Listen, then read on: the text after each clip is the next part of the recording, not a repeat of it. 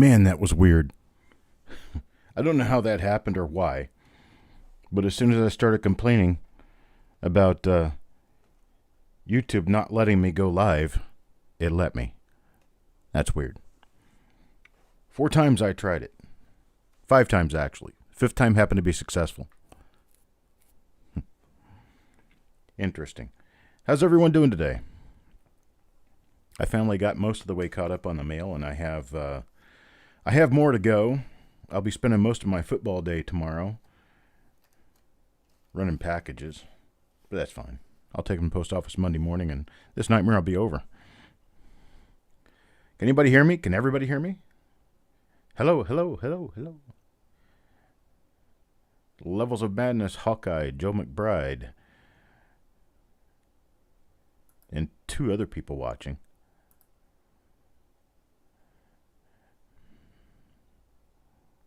Am I getting through? Oh, okay, there we go. Levels of Madness and James Dowdle. How you guys doing today? All right. Let me get my full screen going. And today we have a rather unusual thing. It's $2 rolls of nickels. It's 40 coins per roll, which I'm used to doing 50 coin rolls. And okay, we've got our scope ready. I have 80 names in here for 2 rolls. These are 2 identical rolls from the same source, same place, same time. They're 1956 Philadelphia, that I understand. They are 1956 Philadelphia. They should be 1956 Philadelphia. Both of these rolls are tails. So I was told that they're 56 Philadelphia. Let's go ahead and get started. I got 80 names here, and they're going to go in my bag, and I finally got the bag. I was smart enough to grab my bag this time. Got a belly full of Little Caesars pizza. Can't ever do without your Little Caesars pizza. We got so many pizza joints around here. We got 3 major universities in the area, so there's a lot of pizza joints around. A lot of college kids eating pizza. Seems to be a major thing these days. All right, let me go ahead and get started on the first roll here. I can tell you this one's going to be a bear to pick open. I can just tell how tightly it's rolled.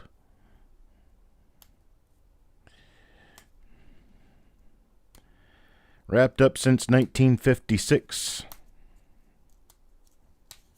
There we go. Got one end coming.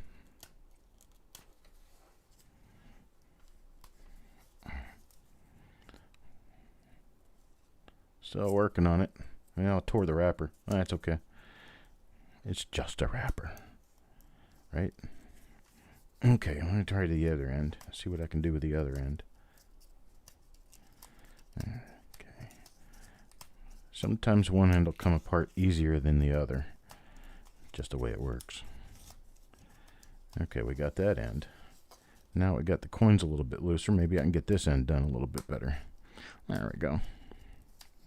I don't want to start this process before I start the film. I want you guys to see that the trouble of my getting into these rolls is representative of the fact that they have not been searched. They have not been looked through. Nobody knows what's inside. The first thing I want to do when I get this open, though, is to be sure that these are 1956 Philadelphias. And they are. 1956 Philadelphia. And start with coin number 1 on my left side, as usual. And coin number 40 will be on my right side. All right, let's take a name out. Paul Hampton. Paul Hampton will get the end roll coin on this side.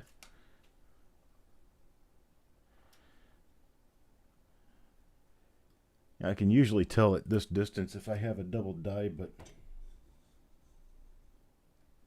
I don't want you guys to be working with the same handicap I work with.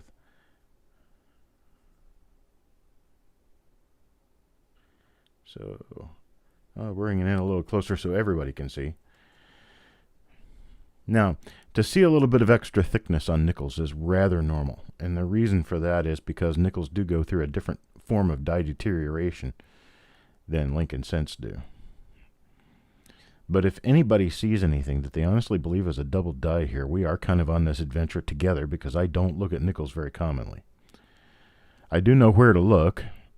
Generally, I look at the eyelid area, and I look at all the lettering around the outer edge of the design. Part of what I'm looking at on the outer edge of the design is for anything that appears to be notching and or class 2 distorted hub doubling toward the rim, which would be secondary outer edges of the letters. The other thing I'm looking for is any class 4 shift in the center of the design, typically seen on the steps or in the letters of Monticello. And that's what I'm going to be looking for, along with the little die clashes and other things that we may or may not ever find on nickels of this date. So like I say, I've not really ever been through nickels like this, quite like this. So this will be an adventure we're going to take together. And so far I've not seen anything on coin number 1. Let's take a look at coin number 2. Coin number 2 will go to, hello, Sissy. And Jeff Dunn. Coin number 2 goes to Bulldog. Raymond. Marshall, how's everybody doing? Let's see if we can't pull a rabbit out of this hat and come up with something really good. What I'm seeing here on Liberty appears to be some extra thickness, but what I'm looking at is the serifs themselves. They look singular, and it looks a little bit more like it's been mushed than doubled. Another thing is that you have to be used to looking at the doubling that is found on almost all earlier Jefferson nickels on the obverse, especially when you get to the word trust. There's a number of things that are generally doubled, and that is a series doubling issue. It's not a hub die or die doubling issue. Hello, Mr. Reese.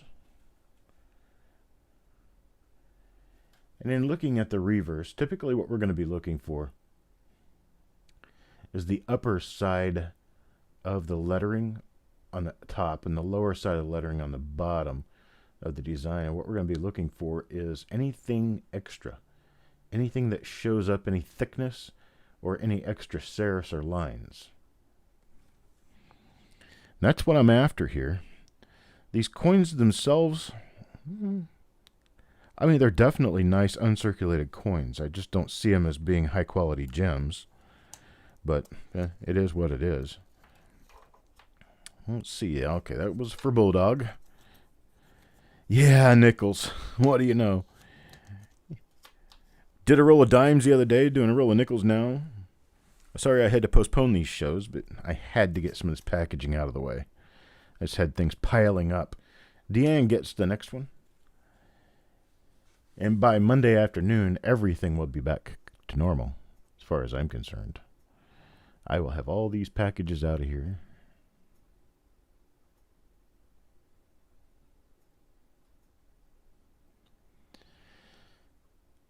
If you're talking about an entire roll of coins and getting an entire roll of coins appraised, there's really no point in that. Not for a 1961 Philadelphia roll. 1961 Philadelphia rolls generally sell for about $1 to $1.50, maybe $2.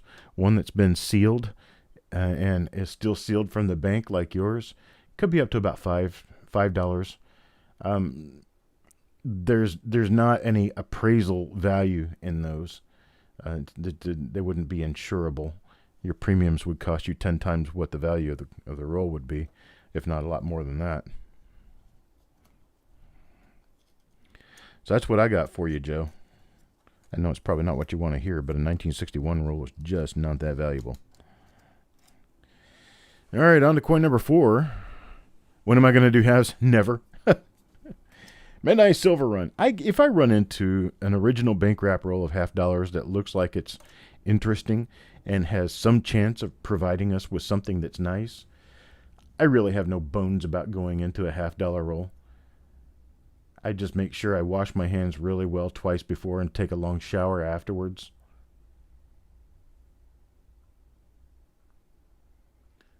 I got my phone making noise at me, trying to get my attention, and it worked.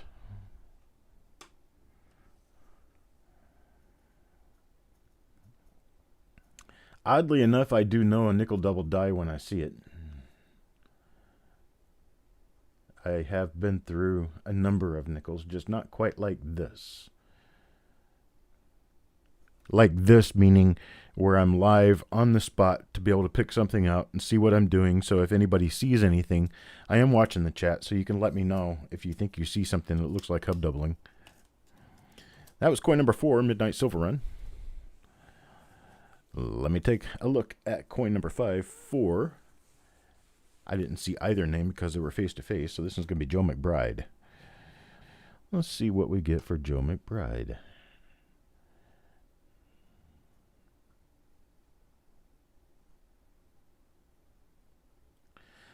Either way, it looks like we've got some pretty late die state nickels here. That's what all that, that's like get all that pickling out in front of the eye and in the temple area. And you got more of it out here. It's like little tiny waves. Like if you're flying at 35,000 feet looking down at the ocean, this is what the waves look like on the ocean. That is a sign of a very worn die. Very, very worn. Hello, Penny Parent. Let's see what else we have going on here. And the reverse.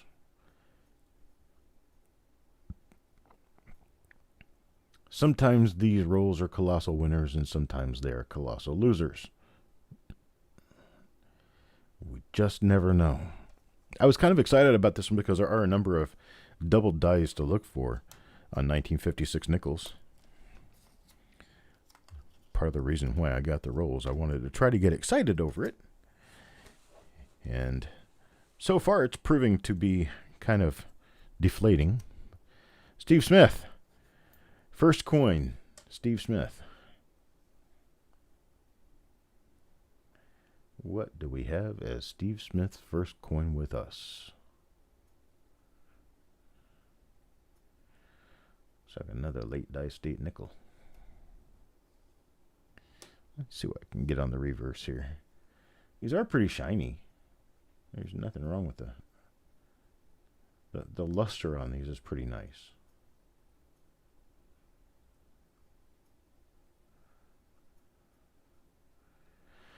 But in general, it's pretty much just a typical nickel roll so far. There's coin number 6 for Steve Smith. Coin number 7 will belong to Robert Adams.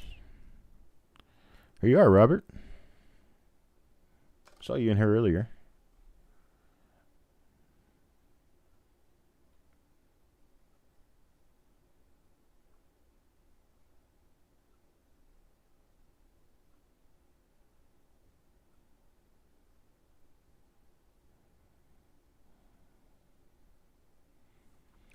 Just not seeing anything exciting on the obverse. Let's take a look at the reverse.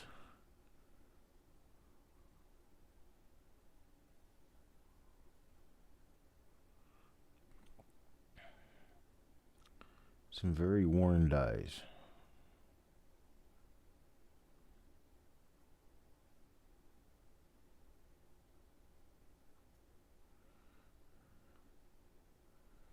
Well, it's got 4 full steps on it. Almost 5. It's pretty well struck. That's coin number 7 for Robert Adams. Now number 8. Hello, Bill. Deanne. Well, there you go, Deanne. Here's your first coin out of the roll. Let's see what we come out with.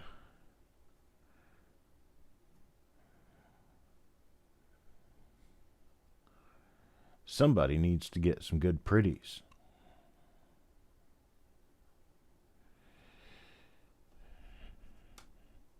Good afternoon. Hello, Majestic. I know you've sent me a message and I've not replied. I have to get into my messages and reply to you, figure out what we've got going on. I know we have an issue that we need to discuss. I believe it may just be that I did not charge you for something I should have charged you for. But we'll talk about it later. Yeah, nickels. What do you know? Trying to mix it up just a little bit.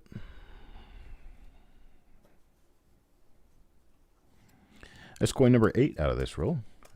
As for Deanne. Moving on to coin number 9. Coin number 9 belongs to Marshall.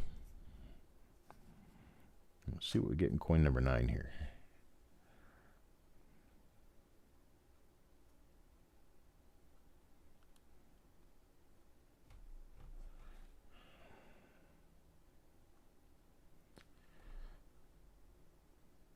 Just consistently seeing things that look a little more like Class 6 hub doubling than anything else. It's hard for me to discern, but it appears as though these are normal. But they really kind of... It's the deterioration on the die that actually makes them look odd. This one's got an earlier die state reverse than other coins I've seen in this roll. But it appears as though we have a normal coin, though. I don't know how common full steps are on 1956 nickels. I have to assume that they're probably kind of scarce. I haven't seen anything that looks like full steps yet, but we're getting undamaged coins that have near full step detail, so there could be a chance that we run into one.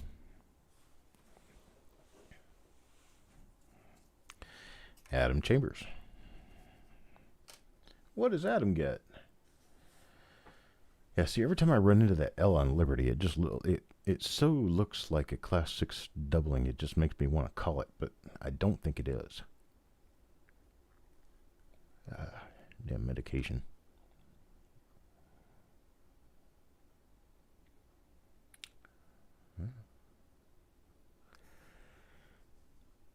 I see the other side.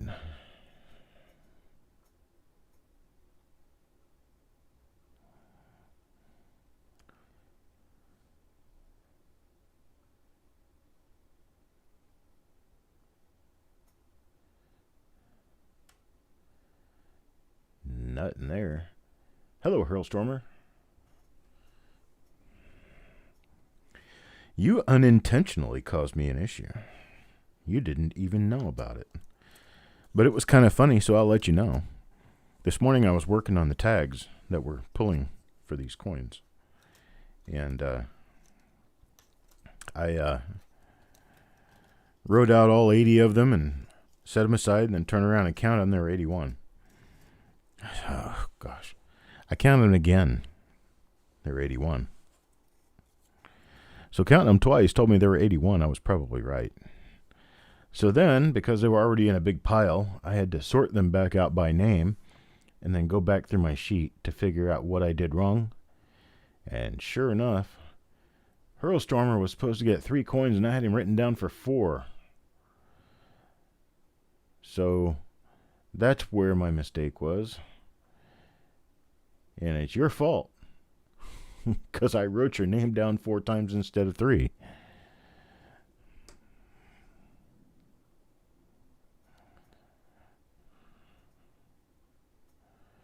And this, folks, is how we blame everything we do wrong on someone else. Kind of like a certain government I know of. We won't get into that.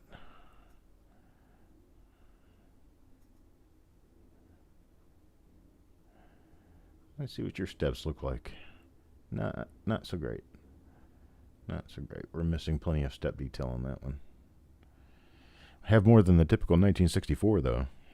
I know that those things are usually bald. It's more like a ramp than a step. It's got a kid's slide. All right, that was for Hawkeye. Let's take a look at coin number 12. Coin number 12. Hurlstormer. Hey, look, there's one of your 3. I know very well that you have 3. I made sure of it before I started.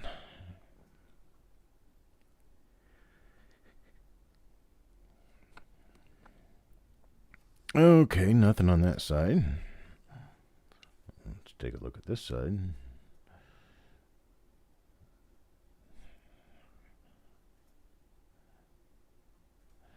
I'm not really in focus, am I? There we go. That's much better. Now everyone can see. How about that?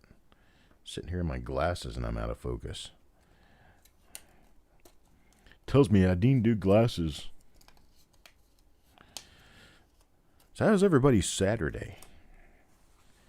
Mine's been rather uneventful so far. Jim Fletcher. Yeah, Thursday night into Friday, I stayed up all night long working on packages. Friday morning, I had a stack of 35 packages ready to go out. And I had a schedule with the post office that there'd be 300 pounds to come pick up. And so when they got here, the guy says, "You have 300 pounds of mail?" I said, "Yep." I opened the front door wide enough for him to see the stack. And he says, "Oh, wow, I guess you do." I said, "Yeah, I do." And I helped him get it out on the porch so he could scan all of it. And it was raining outside, so we were both getting soaked. And got done scanning them, moving little boxes around here and there so he could get to all the labels and scan all of them. And he says, "Okay, thank you." And I'm like, "Well, what do you mean? I'm going to help you load them into the truck." And he says, "Oh, no, I got it from here. I'll take care of it." I'm like, "Dude, it's raining out here. Why don't you let me help you put them in the truck?"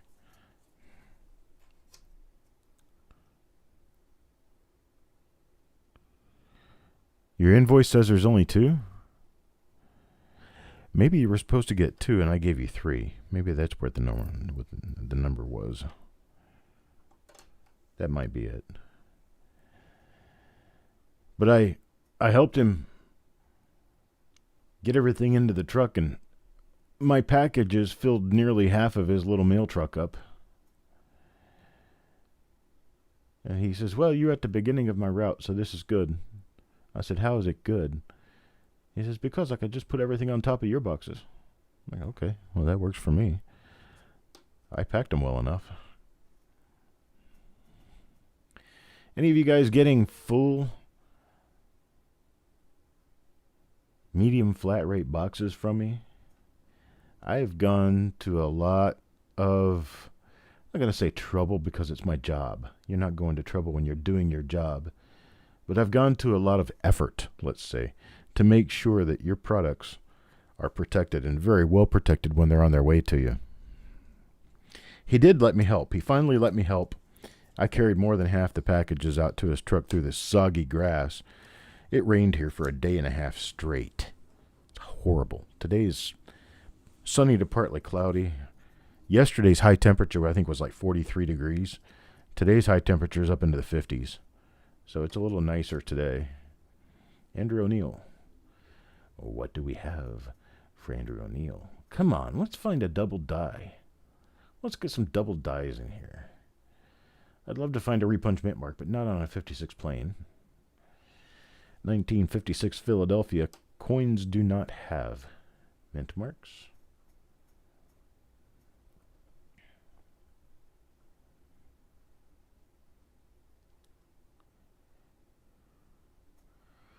Hey, Frank. We've got a stack and a half of coins left here. So I know that I've got a lot more to package. I know that I've got a lot more to put together for you guys. But it was just a matter of finding the time to get everything done. And I couldn't handle doing roll reveals on Thursday and trying to pack packages. So I just packed until I couldn't pack anymore. I packed all the way through Friday morning into the afternoon. And when the doorbell rang, I went downstairs and I helped the mailman load up all these packages into his truck. He drove off and I crashed. Stayed down for about 3 hours before I got up.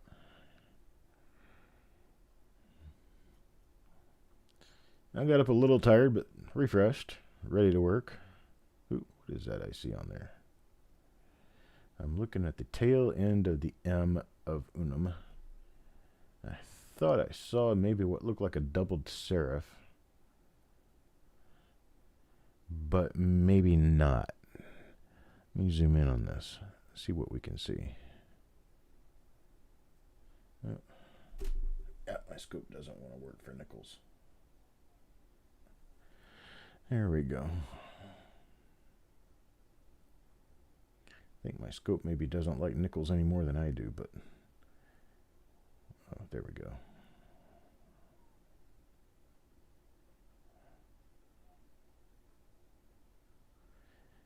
No hub doubling, folks. Sorry. False alarm.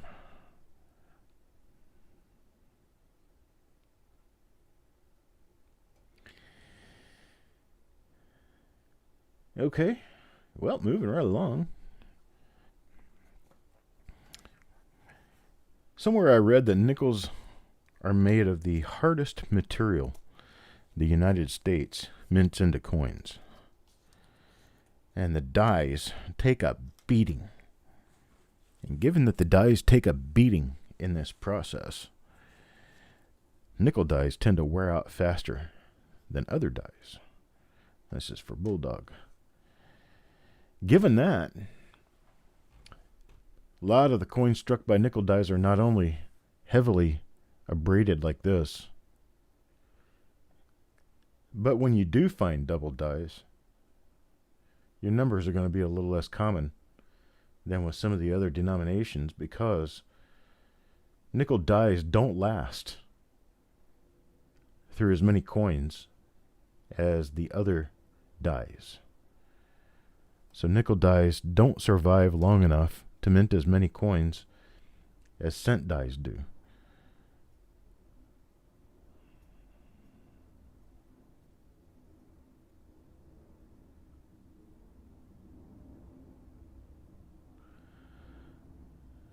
Coin Addict. I don't recognize the name, so you will have to send us an email to update your YouTube name with us. If you just let us know what your previous YouTube name is and your new YouTube name, I will probably recognize who you are. Just tell me what your old YouTube name was, and then I'll know you.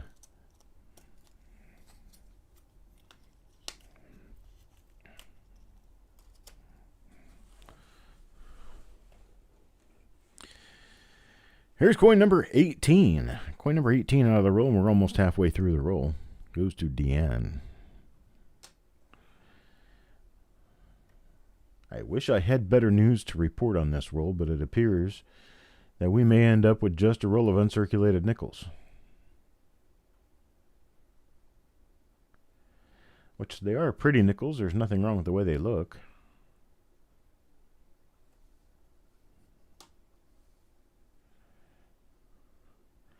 Now I want to know who Coin Addict is.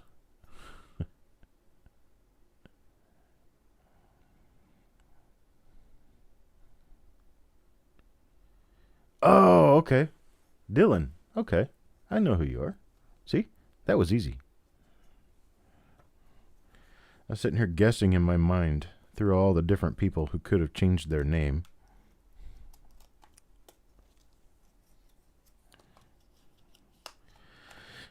The problem with using coin in your name is that so many other people use coin in their name. You have Coin Dragon, Coin Junkie, Coin Addict. They get to be a bit difficult to discern one from the other when you just glance. You know, glance up, I see coin, coin, coin, coin, coin, coin. Dylan Mitchnick is a very, I would say, unique name. It's like Chuck Daughtrey. I go by Coppercoins. Yeah, a lot of people know me by Coppercoins. They know who I am because I've had this name for 22 years now. But I go by Coppercoins. I tend to mix in a little bit more with coin nerd people, such as myself, rather than using my real name, Chuck Daughtrey. When you see Chuck Daughtrey, there's really only one of me. You're not very imaginative. Now, if you had said something like Coin Crack Addict, that would have been something that would be funny enough. Coin Crack. Here's my Coin Crack. That's coin number 19. Let's take a look at coin number 20. See who belongs to that one. Jim Fletcher. Jim Fletcher on coin number 20.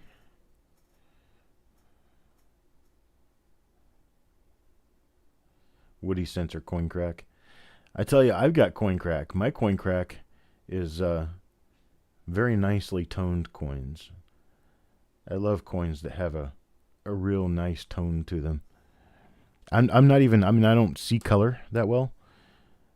But regardless, I mean, I don't see color very well, but that doesn't keep me from appreciating a coin that has toned very nicely in its holder, whatever that holder may be. One of the rolls that I sold during the big roll sale on Cyber Monday was a roll of 1984 Jefferson nickels, and I just packed it the other day. And it's one of those, man, if I hadn't sold that, I'd be glad to keep it type things. You know, there are certain things that you sell that you pass by as a dealer and you sell it, and it's like, you know what? If this doesn't sell, it's not going to hurt my feelings at all. I'll just keep it. Well, it's old. But this roll of 1984 nickels was just outstanding. I mean, just beautiful. Nice early dice date coins. They were proof, and they had some of the most beautiful color. And it was kind of subtle. It was like a pastel. But they were sweet. They were really nice. Like 20-cent pieces. Yeah. 20-cent pieces. They hold a little place in my heart because I really like them. But given that I could never afford to even collect a full set, how many years? 4? Could never collect a full set in uncirculated. I just kind of gave up before I ever started. Really, really nice coins, but too much for me. So here's a little story about me, a little story about my past, my life. I got into collecting when I was about 5, and a friend of my dad's brought me a blue penny folder and a roll of wheat pennies. And I went through, and man, I just had a field day with those wheat pennies. And I continued by going through my dad's Heinz pickle jar full of pennies and going through my mom's purse. Then my mom started buying rolls for me from the bank or from the grocery store when she went to the store, and she'd bring rolls home for me. I had a friend down the street who was a few years older than me. He had a silver dime. He turned me on to the idea what silver dimes were. They had to look at the edge to see that they're not copper. I couldn't see the copper, so I was picking copper dimes out all the time that I thought were silver. And finally, when I saw my first real silver dime, I realized they sound a lot different. They sound so much different from clad dimes.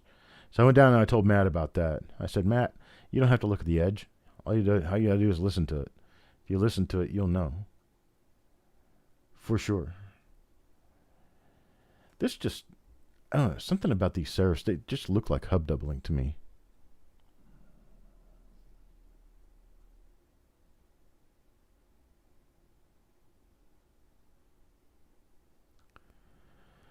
But after I really got going full steam into collecting,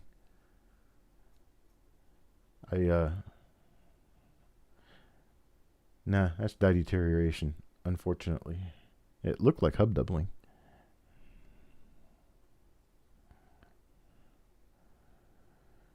I found myself collecting just about anything and everything there ever could be to collect. I started collecting nickels. I started collecting dimes. I had a book of quarters. I had a book of half dollars. I had a little stack of Eisenhower dollars. I had foreign coins. I had stamps. I had everything that could clutter up my room. I had it. Well, I decided at one point that I needed to pick the one thing that I knew best and the one thing that I had the most of and go with it as my specialty. Well, guess what that was? It was Lincoln Cents. A bunch of wheat pennies and whatnot. This is Adam Chambers here. And so that, for better or for worse, is what shaped my professional life. I ended up going through high school into the military. Spent 10 years there doing computer work. Got out of the military and started a job at an insurance company doing the same thing. While I was working at the insurance company, I had a guy turn me on to the idea of this HTML stuff. So, well, what was that? He says, well, that's what people use to display things on the internet web. Okay. Well, you got me for a new one. What is an internet web? He said, oh, it's that thing on the computer that you can visit and go see all kinds of stuff. That's machine doubling, folks. That right there on Monticello, that's machine doubling. You can see it continue over to the A of America. I was looking because there are some doubled dies that actually show up pretty nicely there. Not in 1956, but anyhow. So he told me I should learn about this HTML stuff. Well, we had a workflow process type thing that I wanted to map out there at the job, so I used HTML to do it.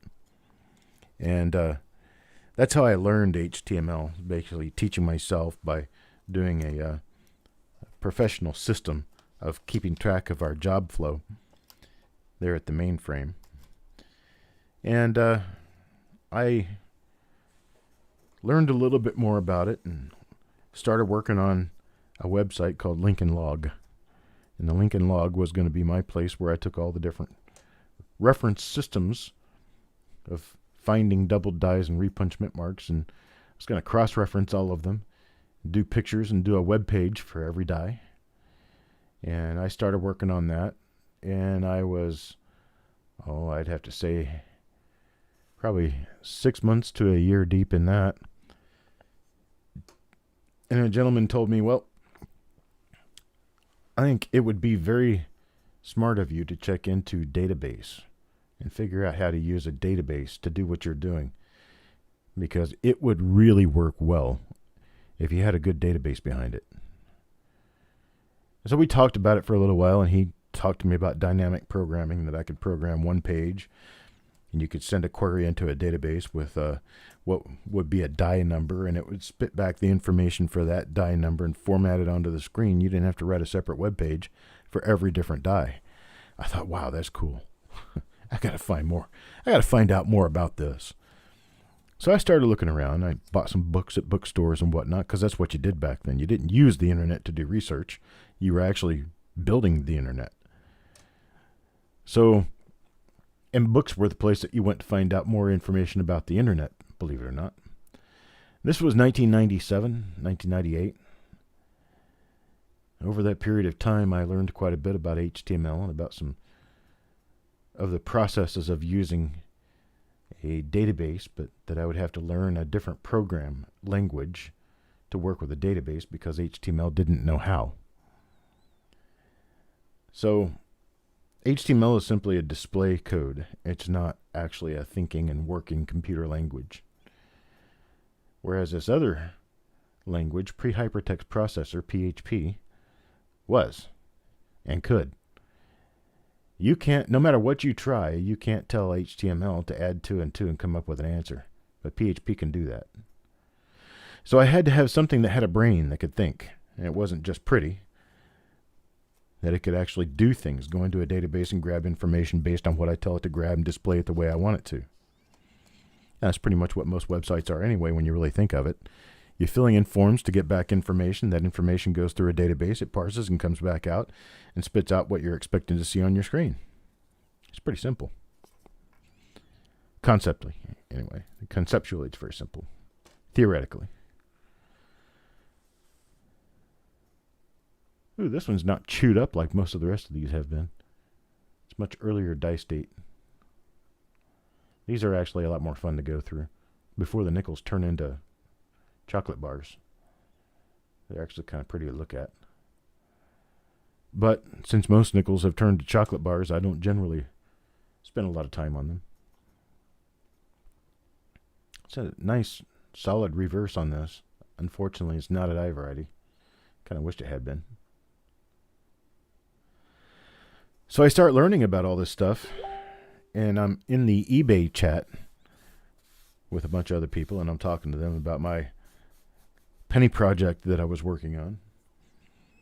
And this one guy comes in and says, you know, I'm really big into 2-cent coins and early copper, and I'm a part of the EAC, and I would like to present the idea to you that I have a domain called Coppercoins, and we could work together on this, and you could do the Lincoln cent part, and I could do the early copper stuff, and we could find someone else to do the Indian head pennies, and we could basically have an enterprise system of all U.S. copper.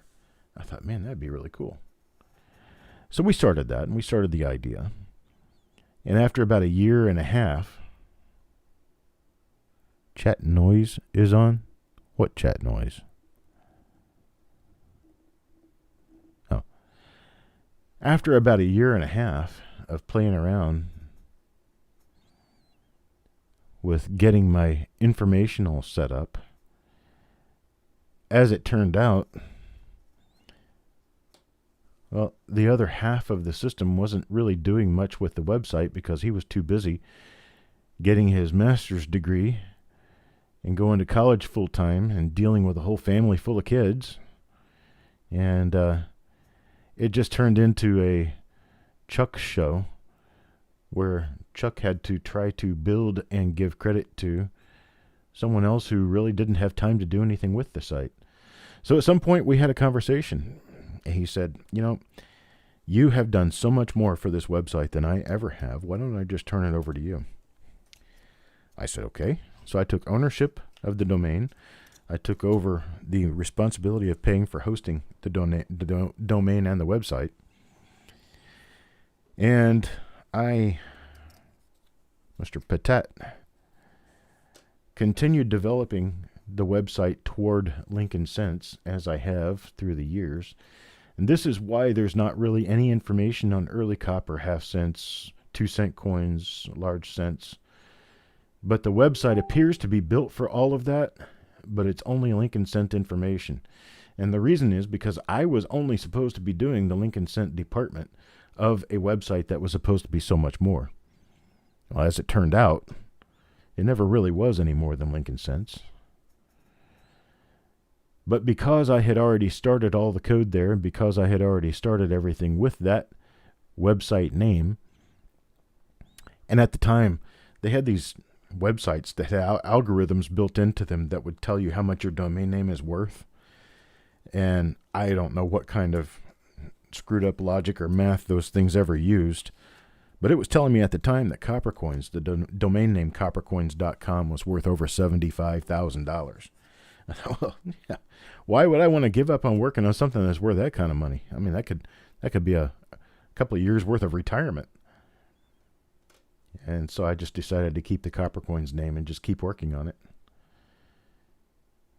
Through a lot of trials and tribulations over the years, more work has been accomplished on that website.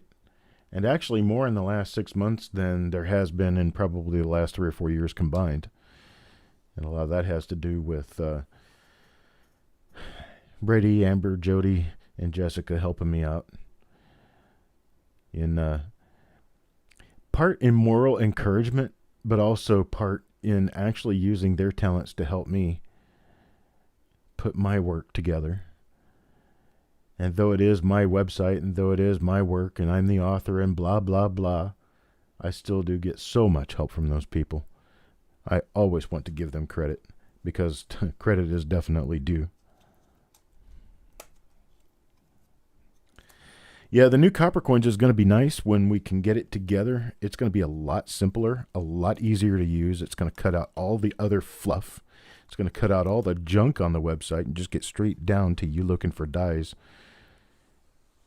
Easy to use, very few buttons, not a lot of graphics.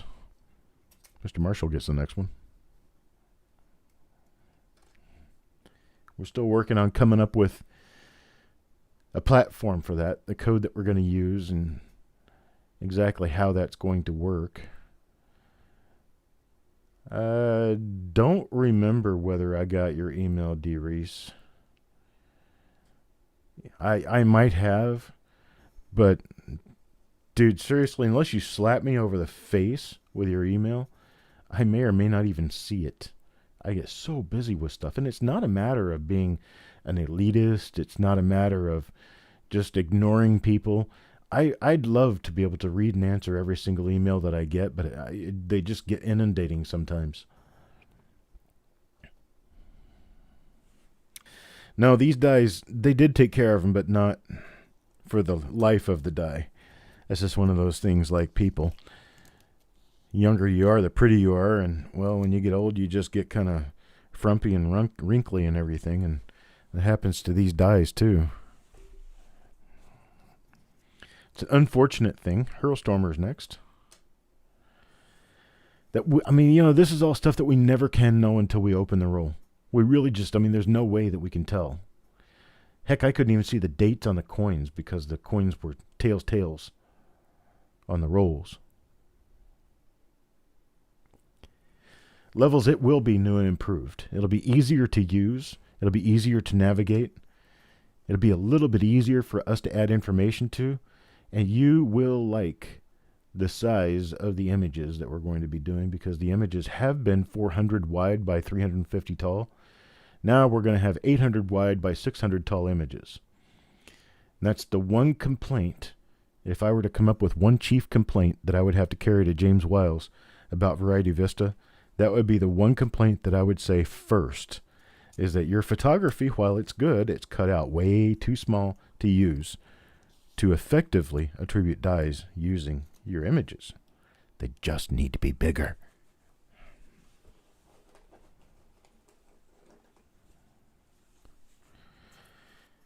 All right, Midnight Silver Run. Here's your nickel on a penny site. You're on a penny channel looking through nickels and you got silver in your name. I guess we cover everything, don't we?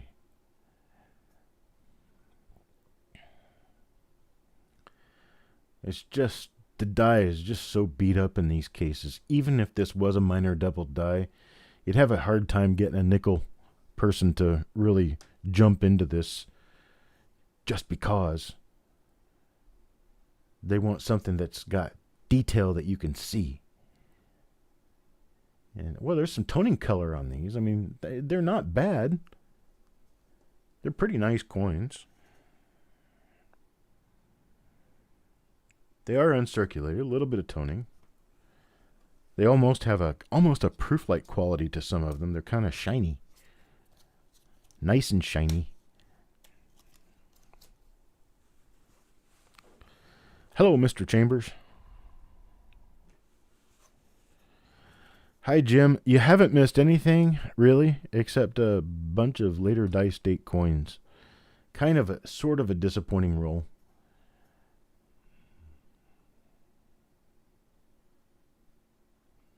This is basically what all these coins are looking like. They're nice uncirculated coins, but when you look at them under a scope, they just look like they were struck through a chocolate bar. They're late dice date dies. Nickels are likely made of the hardest metal the United States strikes into coins. And given that that metal is not far off the hardness of the steel dies themselves, they wear those dies down real quickly. And that's what we're looking at here. We're looking at coins struck by dies that are basically worthless dies near the end of their life. You're very welcome, Jim. Chris Vines, here's your one coin. Sorry, buddy. I so wish that I could have come up with a better roll, but you never know. You really never know. Now, something I was talking with somebody about the other day is that I just feel really bad when I don't come up with really good die varieties in every roll. But you really think about it, I'm opening rolls that have been sealed for 50, 60 years. Nobody knows what's inside of them. And even when you take it on a general basis, just opening rolls, how many rolls you go through before you find a double die? How many rolls do you go through before you find a repunch mint mark? Even in the good years, you can go through 10, 15, 20 rolls without finding anything. You don't blame anybody then. You just go through another roll. That's kind of what we're doing here. We're doing the best we can just to come up with something. Never know if we're actually going to hit anything, but I always try to protect you guys by picking out rolls that are definitely original. And I'm trying to pick out years where we have a better chance of coming up with goodies than other years. I mean, I could be going through a bunch of 1974 rolls. We're not likely to find a whole lot in 1974, and if we do, it's not going to be major. If I did 1974 rolls, I'd have to do them at probably a quarter a coin. And I'm telling you, folks, for the amount of time that it takes me to get ready for this and to do this, quarter coin's just not worth it. I want to do something that is going to have a chance of bringing all of us a better windfall in my selling the coins and in you receiving coins that are worth far more than what you paid for them.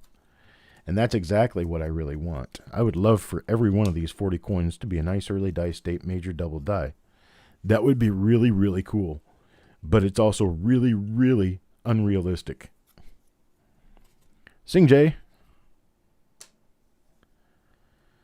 And as long as we are with the understanding that it is realistic to expect a roll like this once in a while and just keep going, it is realistic to expect that you're not going to get a die variety in every single roll. You're not going to get a die variety, even when there are die varieties in rolls, you're not going to get one out of every coin in the roll.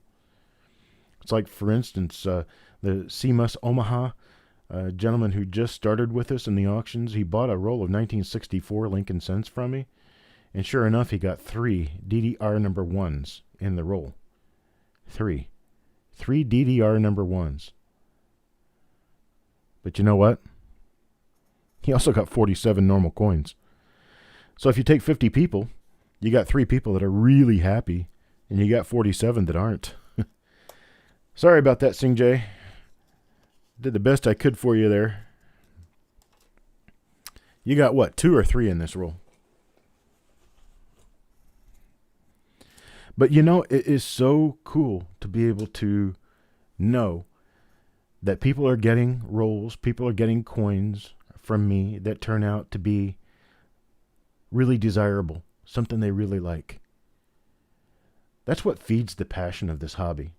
It's not about making money. It's about making people happy. Yeah, I need the money, but it's secondary. I mean, I'm not going to lie to you. I got to make money or I got to shut this little show down. Because Mama going to make me go get a job at a warehouse or something. Working for the man. God, I remember when I worked in a warehouse, it was horrible.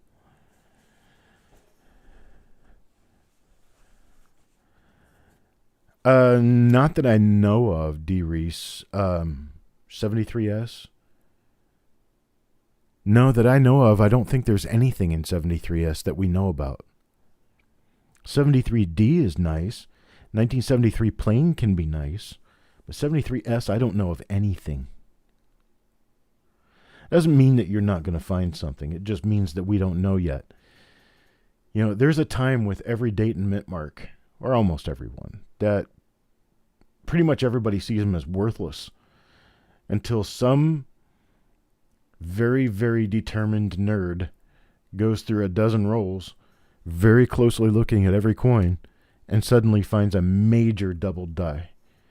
Then all of a sudden, everyone's clamoring to get into their closet and see if they've got a roll of them that they can go through. That's what happened with the 1982 small date zinc. I had a friend of mine go through a roll. He pulled out the first known major double die reverse. We got 2 coins left in this roll, folks. I'm going to move on to the second roll.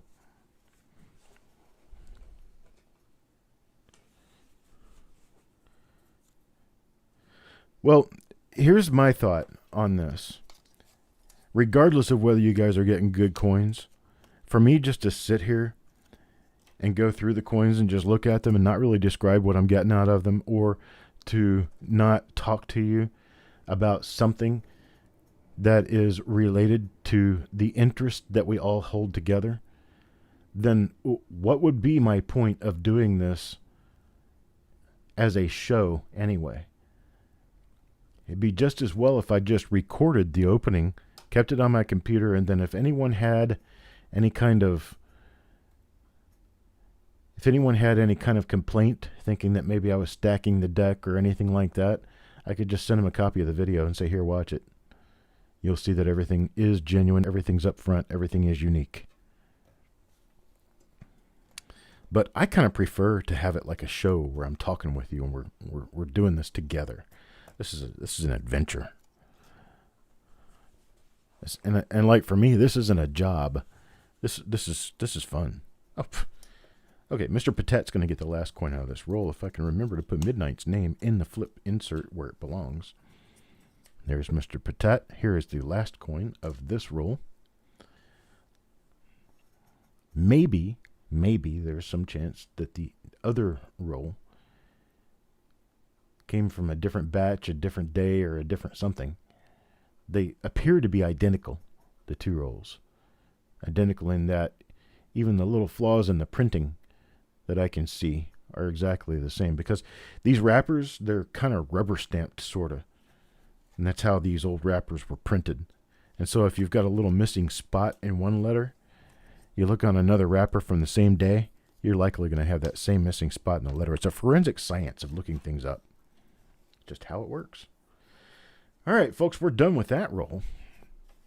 Here's my other one. See, I've got a... just see if I can show you up here. Focus. See that little line above the $2, the last $2 after the word nickels? That line's not going to show up on all the wrappers printed by this company at this particular time. This was what? Jackson Farm Box Company, Chicago 40, Chicago, Illinois. But see, you've got that little line. It's kind of like your rubber stamp has too much ink on it. Well, that sort of thing right there is what you end up with on two nickel wrappers that were done on the same day, on the same spool, at the same time. You're going to have the same little flaws on those wrappers. And there's other little flaws, other little things that I can see in the printing on the wrapper and the way that the roll was crimped. Of course, these things are, it's like a, I'm going to say like a factory type thing. It's just one after the other, after the other, after the other. And they're not paying attention to what they're doing, not on the forensic science level like we do. And so all these little clues that you can pick out are just things that were kind of unintentionally there. And when you learn how to pick them out, when you learn how to find them, when you learn how to figure out what you're looking at, you're on top of everything. And it's stuff that the mint did that they didn't, or the mint or the bank or whoever rolled the coins, or the box company that printed these wrappers. It's all just stuff that you can know, you can learn from it. Like, for instance, this wrapper is exactly like the other wrapper in the sense that one side was hard to unwrap and the other side was a lot easier. It was just who was doing the wrapping that day, who was doing the crimping. Crimping machines back then were not the machine ones that crimp. Crimping machines back then were little twisty things that were on this little machine, and they have a head on them. And you just hold the roll up to it, just like that. You just press the roll up to it, and it crimps the end of the roll. And if you're one person that you've been working there all day long doing the same thing, you've probably been doing it the exact same way the entire day, meaning that your rolls are all crimped the same way all day long. Here, let me get my other. Okay, so we're on roll number 2. This is reveal 37B, 37 Bravo. 30. We just went through 37A, and this is 37B. And here's the first coin in the second roll, Mr. Marshall. And we are seeing that this roll is probably related to the roll we just went through. I did see this marker before. We have a die scratch below the nose. I'm kind of sort of paying attention to my die scratches, my markers, and everything else as we go through this. Well, because I'm the guy who's supposed to be paying attention to that kind of stuff. Do I have a video of the wrapping of the coins? No, I don't, but I do have a crimping machine here. I do roll and crimp my own rolls. Not these, of course. I've got rolls that I have branded as Coppercoins rolls that I wrap up. This is one of the ones I did. that, and that. I did that with a crimping machine that I have here. Here's another one that I crimped. I did this one. So while my crimping job is not as perfect as some of the better machines that the banks had, I still do a pretty decent job of it. And I suppose I could get my wife to film me wrapping up a wheat penny roll or something, just so you guys can see the process of how I do it. My way of doing it's a little bit different, I think, than the banks and such, because they don't tape their wrappers together, and I do, just to keep them together better, because they have a tendency to not want to stay wrapped.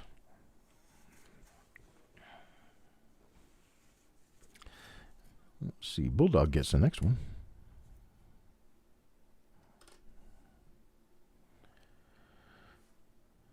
My wife once gave me huge kudos for having this presence online where I've got all these people who like to watch what I do, and they applaud my efforts. And I told her it's just what I do. This is my living. Yes, my crimping machine can leave the circle of death. You have to know what you're doing. If you do it right, you won't do that. But if you don't do it right, it'll happen every time. You've basically got this high speed spinning head. It's basically just a motor that has a head on it. And this head has a hollow crevasse in the center of it. And that's where you poke in your roll. And it has a little ledge on the inside so that when you poke your roll on over it, it curls the paper under on itself. And the more you press, the tighter that gets. And if you press enough, it makes it nice and tight. But it also scratches up the coin on the end because it is a spinning like rotor. And that's what causes that problem. So yes, I can create the circle of death easily. But I work very hard not to, which is why my wrappers, when I roll these things, you can see that I didn't press it down real hard and scratch the coins with it or anything. I'm just getting it so that the coins don't fall out of the roll. That's all I do.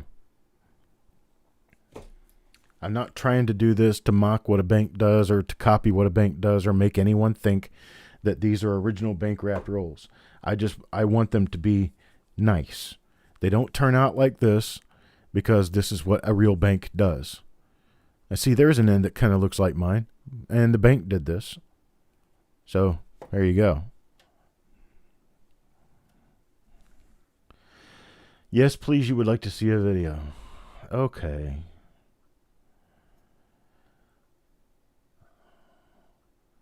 I'll have to pillage, borrow, beg, and steal to get my wife to actually spend the 5 minutes that it would take to come in here and hold a phone to me while I'm doing this. I could set up tripods and the whatnot, but I'm just not interested in trying to go through that kind of trouble. I'd rather have someone who can actually put the camera a little closer and put it a little bit further away and keep it focused and keep everything framed up exactly as it should be. Why is it so hard to do that by yourself? So much easier when you've got a production assistant.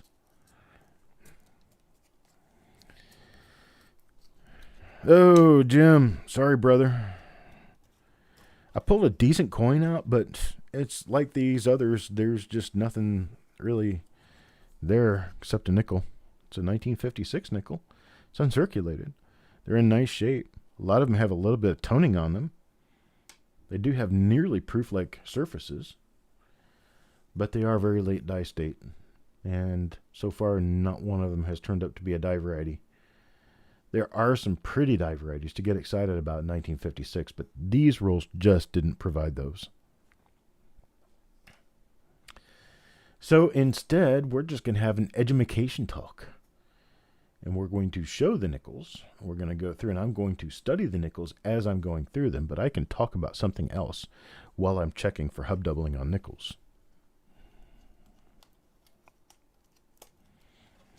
If it were up to Jessica, she would be seeing a video of absolutely every little topic and subject that I can think about. Because I tell these little stories all the time. And I know they're little stories that only the people around me are going to hear unless I put them on video. And if I put them on video, then more people have an opportunity to hear them and learn from them.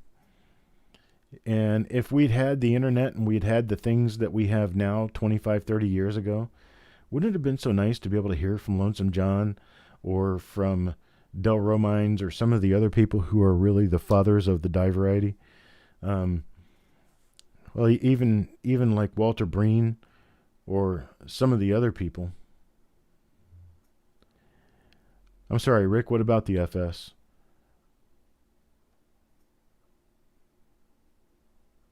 The initials FS on the obverse? There is no FS on this deer. They didn't put the FS on the nickel until later. I don't remember what year it was that they put the FS on, but they're not on these. Yeah, Felix Schlag. I'm familiar with who designed the nickel. It's just that there's no initials on these.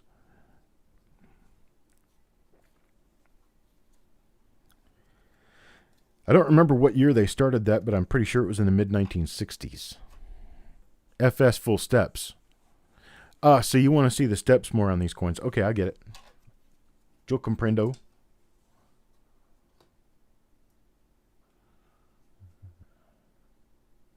I've been getting a lot of 4 full steps, no 5 full steps.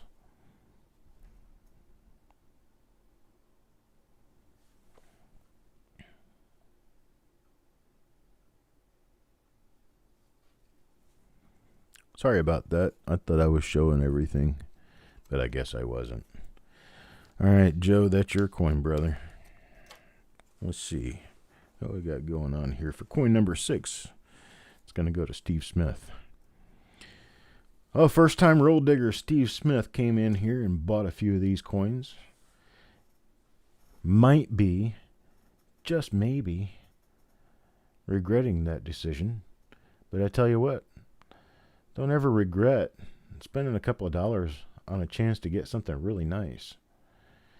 Because we got people last week walked in here $3 into dimes that are worth, good $15, $20, $25 a piece at a minimum. We found RPMs, we found double dies, we found all sorts of things in rolls. It's just this roll, this pair of rolls don't seem to be producing much of anything. That's an unfortunate thing. To be a first-timer and the ride is not as nice a ride as we had hoped. Adam Chambers gets the next coin in the roll. I've got to remember to put these names in here. I actually messed one up in a roll, and that provided a real problem. So I got to keep remembering to do that.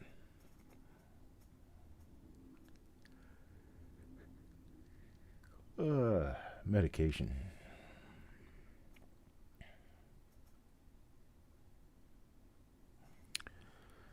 I do take medication for anxiety and for PTSD. That tends to make me yawn a lot.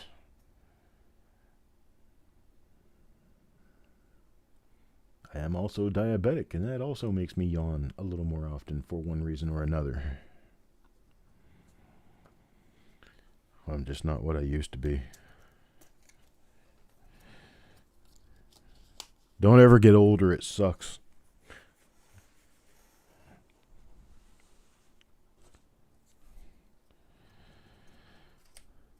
Jim Worley, also new to the family. These coins have nice luster. I mean, there's a little fiber stuff on the top of the coin, but that's just part of it.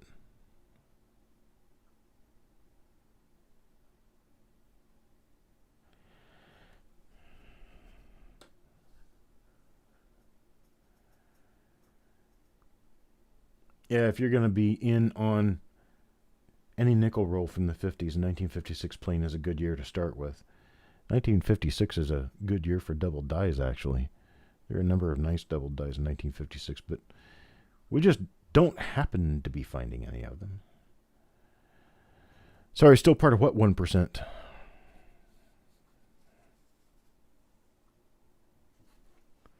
I think I missed a point somewhere in there. I don't mean to make people explain what they're saying, but I would rather ask for explanation than assume something or just not know and skip it, because I think you're important enough that I should know what you're trying to say. That's the way I look at it.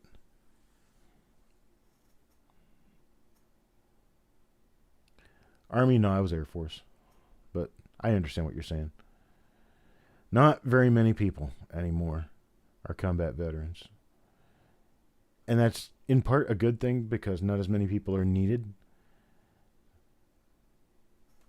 But in some small part, it's sort of a bad thing because not very many people think about joining the military and serving our country anymore. Not as many as used to. There's a lot more people wrapped up in their own lives and don't think about serving others. Of course, there's also a lot of people who had other motives. They wanted to go to college. They wanted to get their college education. Or they have physical or mental disabilities that keep them from being able to serve in the military. Like in my day, if you had flat feet, you couldn't get in. You couldn't get in the military at all. If you had certain heart disorders or certain other issues with your physical being, there's just no way. Yeah, I kind of question some of the things that the VA gives me, but you know what? I have been dealing with the VA since November of 2017. It's when I really started going into the doc and having them take a look at me and figure out what was wrong with me and start working with me on it. And I take a handful of medication. I don't question it for the most part because I think it helps me. It helps me yawn, that's for sure. I don't get enough oxygen in my brain. I'm not tired. I just have to yawn to keep my brain functioning.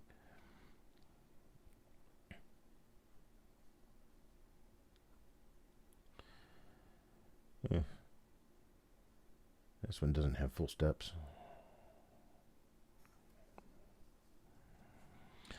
Well, that's coin number 10 out of roll number 2. You stop going to the VA? Yeah, I can't afford not to. Doing a living like I do, I don't have the money to pay for health insurance.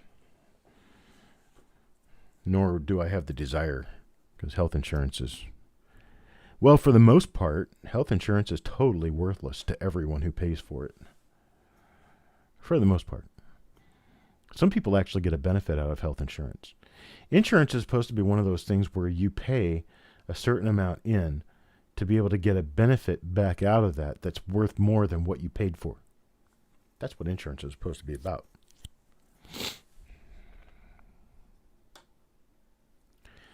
Brian, I believe my diabetes is due to exposure to food. I don't think it has to do with much of anything else. I mean, I do have a little bit of type 2 diabetes with other members of the family who also gained weight, but I don't think it's service related. Now, the service related part of it is you got PTSD, you've got problems with relationships. The relationship problems lead to overeating, which leads to diabetes. I mean, I can chain it all together.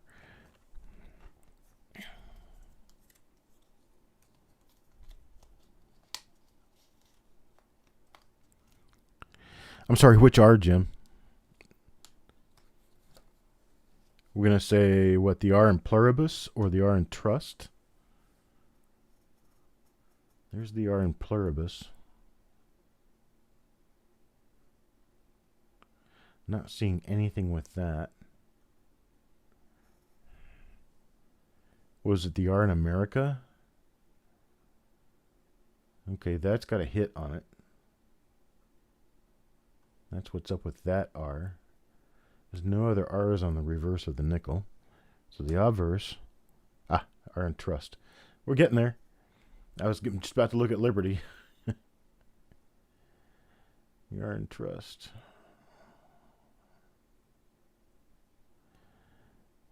I'm not seeing anything. Not seeing anything there.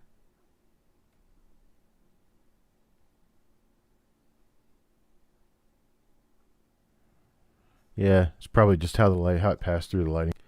It's one of those instant things that you just kind of see it right away. You know, I looked at that coin twice, and I still don't know who it goes to. I didn't draw a name. Andrew O'Neill. Sorry, Andrew. Now I got to go back through here. I got to make sure I drew a name for every one of these. Okay, I got Bulldog's name in there backwards. You'll notice it when they come in the page. All the names will be right side up except one. And if I happen to notice it, oh wait, that's Mr. Patat's coin. I've already put the name in there. Andrew O'Neill belongs to coin number 12. Steve Patat was coin number 11. Andrew O'Neill is coin number 12. This is coin number 12. Sometimes when I get involved in too much talking, I get too little of the job done because my attention is drawn very easily away, squirrel, from the subject.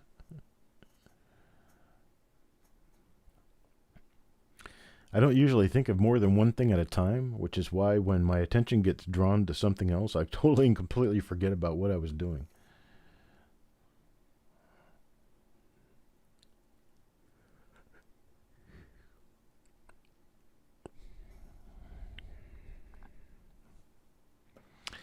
Not seeing anything there either.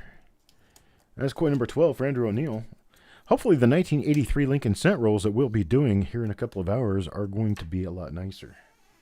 What is it? 2:23, and I think the other one, the next one, is scheduled for 4 or 5 o'clock. I can't remember right now. Mr. Marshall.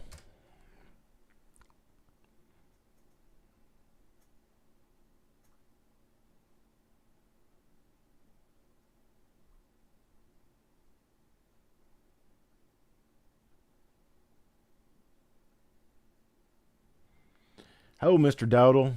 No, sir, nobody's gotten any goodies out of this roll. This roll turned out to be a nice uncirculated roll of nickels that are all later die state and have no die varieties. It's a two-roll group. The two rolls were wrapped probably from the same lot on the same day. So they're all the same coins, basically, which kind of was the intent. Because if I was going to mix two rolls together, I wouldn't want to mix two rolls together that were made at very different times. But so far we've been through 53 coins and haven't found anything. Okay. But we're having a good time talking.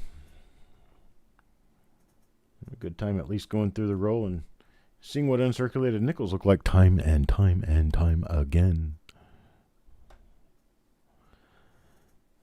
I still have a P38. It's on a keychain I don't generally use much anymore, but I have one. I have eaten that kind of meal. I have eaten MREs. I have eaten the MREs that had dried meat on the inside. Ack. Not like beef jerky. We're talking about dried like a rice cake. Can you imagine a pork patty that crunches like a rice cake? Whew, yuck. Well, that's what we had. We would fight to get the crackers and peanut butter. Be like, no, dude, I want the ham, because then at least the ham is edible, plus it comes with crackers. Yeah, but I get the peanut butter. You give me half your peanut butter, I'll give you half my crackers. Okay.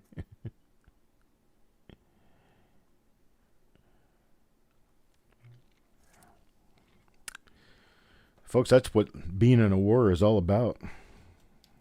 It's that wonderful food they serve you out in the field.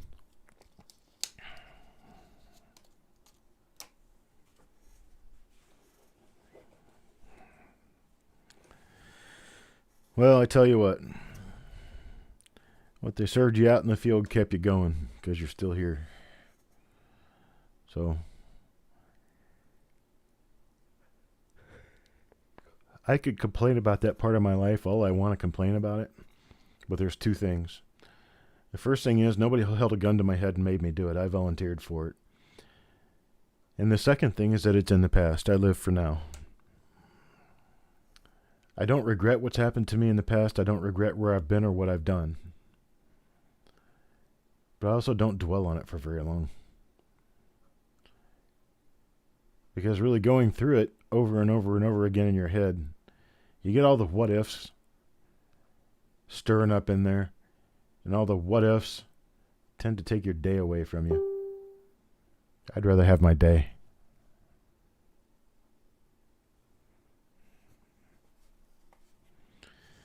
Well, and for me, I appreciate food. One good look at my gut or my neck would tell you that I like good food. And while the MREs were not the tastiest thing in the world, they kept me fed. And I tell you what, the butter cookie bar things that they served in the field at Eskan Village in Saudi Arabia were some of the best I've ever had in my life. And they were cooked by Pakistanis and Bangladeshis, whoever was back there in the kitchen doing the cooking. I don't mean to interrupt myself, but this is the first time I've actually seen this in these rolls, and I want to show it to you because this is important to know. This doubling that you see right here at the top of the S in trust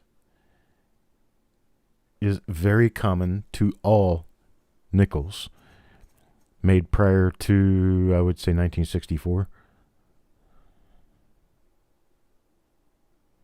All of them. So get used to that and know that if you see that, you're seeing a normal nickel. It's called series doubling. It was in the master that was created for one reason or another, that all of the hubs and all of the dies created during those years had that same basic doubling right there on the S. Just so you know about it. I just wanted to make sure that I show it to you. I planned on showing it to you before now, but I hadn't really seen it that much. This one, for some reason, it's a little more obvious. A little easier to see. Exactly. The what ifs can stir you up and get you all crazy. No point in getting yourself crazy about a bunch of what ifs. I went from a little bit too light to a little bit too dark, didn't I? Let's see if that helps. I'm trying to get the right amount of light for these silver colored coins.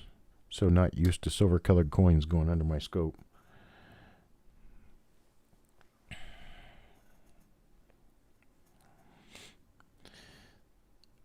I've been through a lot of issues in my life with the things that have happened to me and the things that I've done, things that I've caused, or whatever it might be.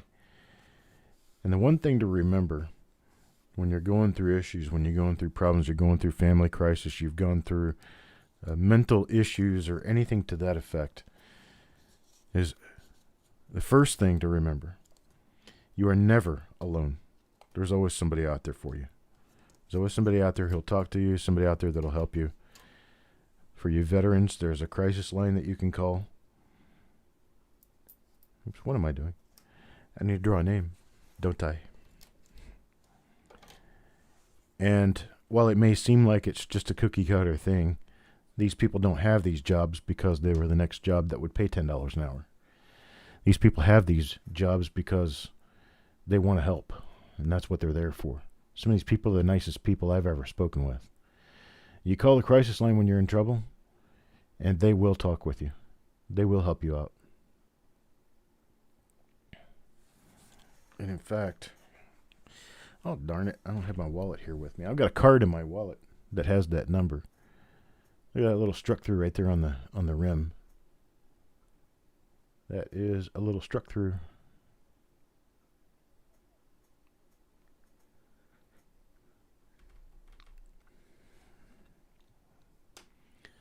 But for you guys who are veterans, you call the Veterans Crisis Line.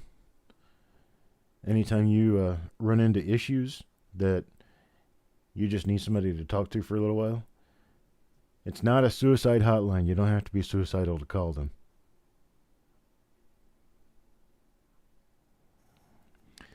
And man, I tell you what, they will do whatever they can for you.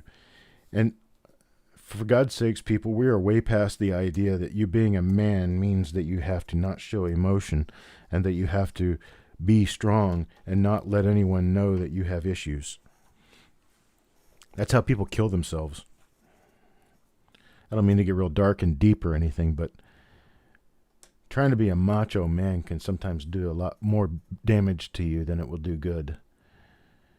And if you got issues you need to talk to somebody about, and if you've got emotional problems, then you need to get in and see somebody about it.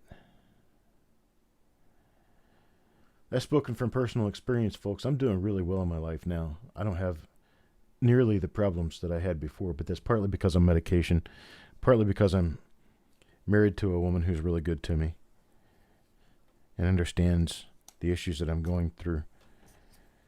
It's one of my prerequisites for a spouse was that she understand the needs of a veteran. And being that she's a 6-year Navy veteran herself, she understands. She gets it.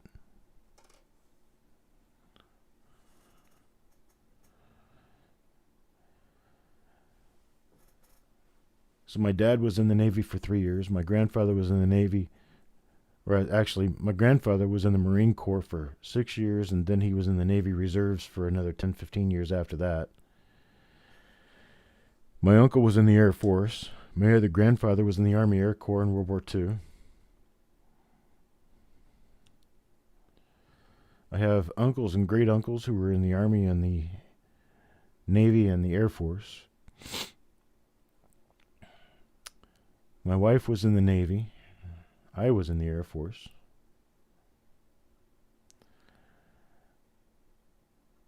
So, a lot of my family, a lot of the people I know were veterans. And I tell you what, the very last thing that you want to do in the home of a veteran is walk in and start bad-mouthing the United States. It's one good way to find you on your ass outside. I don't care how many problems our country has. It's still a wonderful country. I wouldn't want to wake up anywhere else. I've done it plenty of times.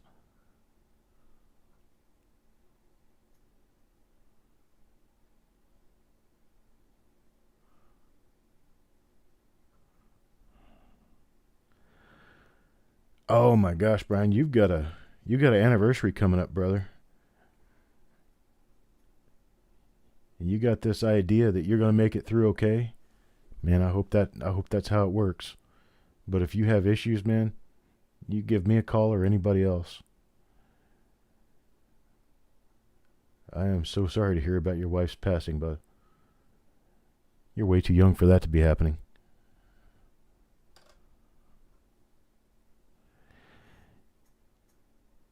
You got some great MS early wheats. I want to see a group picture.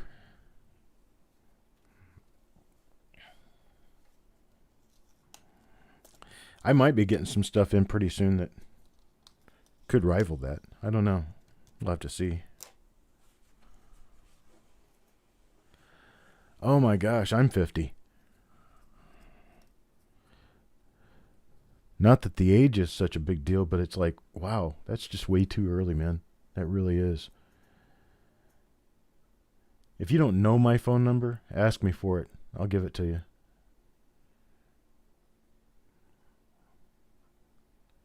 I have another friend who recently relapsed on cocaine. I was the first person he called. He was like, man, I feel like a total failure. My dude, the only thing you failed is today. Wake up tomorrow, man. Stay away from that shit.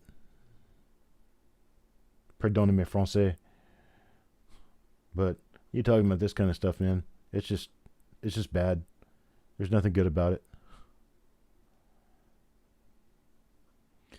You see that little hit going right across the steps over the eye in Monticello? Now you know that coin had full steps before that hit. But it's that hit that takes away the solid line going all the way across. The grading companies will actually take away for that hit. They will not call this a full step coin, even if it was full step. This one's not, but I just want to talk to you about the hit real quick. Because if you ever get a coin that has really, really nice, good, sharp steps, and you got that hit like that going across the steps, if it takes away any part of those lines, they won't call it a full step coin anymore. It has to have every single bit of those lines. Just so you know. This one didn't have a chance at full step, but I just wanted to tell you that because that hit running across the steps reminded me of that issue.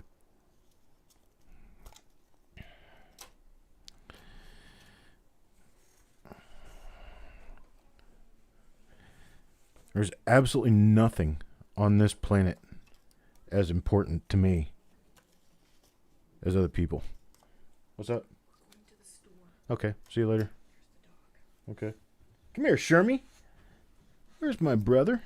Come here, buddy. Who wants Shermie Cam? Who wants Shermie Cam? Here we go. There's Shermie Cam. Where is he? Come on, over here. Over here. Hey. He's uninterested. He just left the office again. He's like, yeah, whatever. He gets used to it. When he gets used to it, it doesn't do that much for him anymore.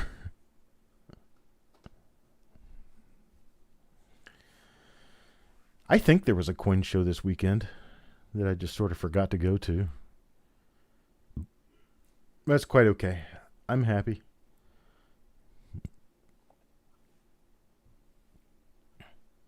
I am so happy and so glad for you guys who can really still find a lot of enjoyment in going to coin shows and digging through dealer stock and stuff like that. I ruined that stuff for myself years ago.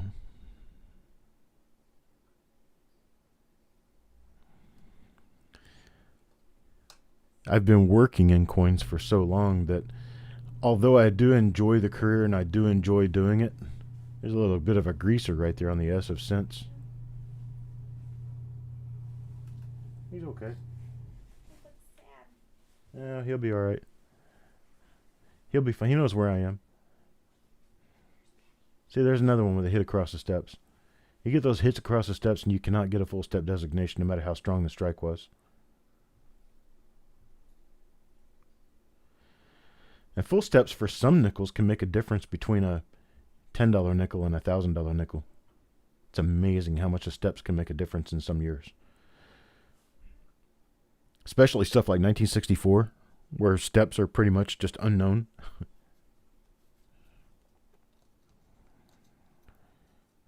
Oh boy, is one of those piles. What piles? The pile. Oh, you saw that? Yeah, some of that's for you, Coin Junkie. I haven't put your package together yet because I still have to find the rolls that I owe you. As soon as I find the rolls I owe you, I'll put a package together and send it to you because it's time. That will be this weekend because I do plan on clearing myself up of all outstanding mail this weekend. Now, these reveals, the ones that we're doing this week, in addition to whatever auction lots anyone wins this coming Tuesday at the auction, are going to be shipped this coming week.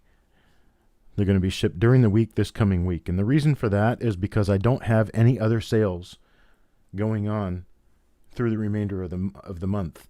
I may do a couple of reveals. I will be doing a couple of reveals. And those reveals will go out under a separate package. But the reveals, it's kind of like the reveals that I do this week will go out with next week's auctions. And then the reveals that come up during the auction next week will go out the following week. And that's kind of how I work it.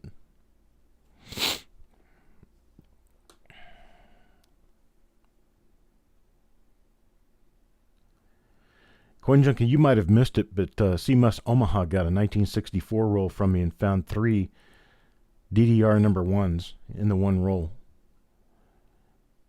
The 1964 Lincoln Cent DDR number 1, really strong double die reverse that shows mostly across the top third of the design. It's very strong, very nice, highly classic, beautiful double die. He found 3 of them.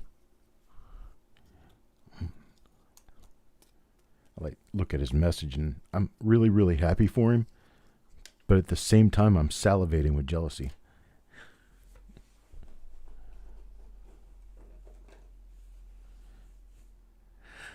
Yeah, that, Brian, I'm going to need to get a hold of Cajun again because I got a little confused as to who gets what. He gave me a list of names, but I didn't have addresses. And I've got to get a connector. I got to get something put together so that I know exactly what to send to who, because I have all the rolls sitting behind me. It's just exactly who they go to, where, and when. I mean, I know I should have sent them out by now, but 2 of the winners have already gotten stuff from me. The rest have not, because I'm still trying to piece together who is what and what goes where.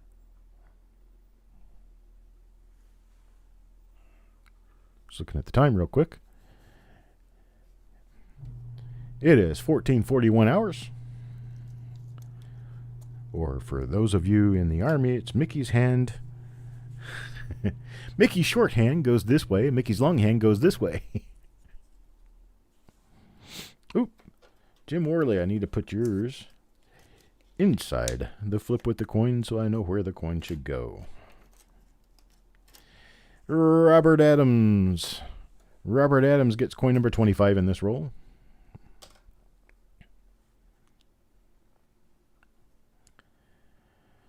That's what I was talking about, being macho and not sharing your issues with anyone. I think that leads to more bad problems with people than anyone, even they, can realize. Because you get all wrapped up inside yourself, and not only do you forget there's other people out there going through the same thing who can help you, but you forget that there's anyone else out there who actually cares, because you think it's all inside of you and everything's all about you at that point, and nothing else matters because nobody else cares. And it's because nobody knows. That's the biggest problem. Nobody knows. Nobody knows because you're hiding it. Nobody knows because you've got everything all bottled up inside of you. Got to stop doing that. Bad, bad, bad habit. Army Navy in 18 minutes.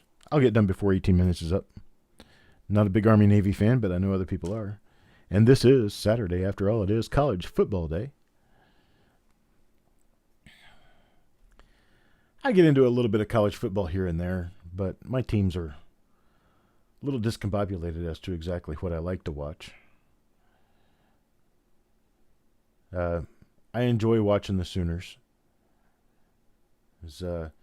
If I had a 4-year college alma mater, OU would be that college, because I did take some classes at OU.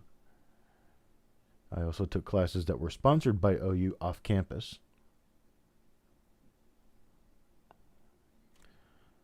But my other 4-year alma mater would be what we used to call Southwest Missouri State University, which is now called Missouri State University. It's Missouri State Bears, Springfield, Missouri. Not only did I take classes there, I also taught there for a while. But my degree comes from a technical community college where I specialized in internet application development, which is basically web programming. And my specialty in internet application development was specifically the result of my wanting to learn more about code on computers and figuring out how to build websites so that I could be one of the guys who builds all the coin websites. So I went to college specifically to learn how to do programming for my Coppercoins website so I could spread that cheer. So I spent 2.5 years in college for that purpose. While I was in college, some of my instructors noticed what a non-contemporary student I was and how well I was at being able to explain things so that people understand them. And I was actually forwarded to someone who forwarded me to someone else who ended up getting me a job at Missouri State teaching seminars on computer programming and computer software. One of the classes I taught was back when Dreamweaver was still a Macromedia product. It's an Adobe product now, but back then it was Macromedia Dreamweaver. And I actually taught Dreamweaver to a bunch of college professors. That was kind of fun.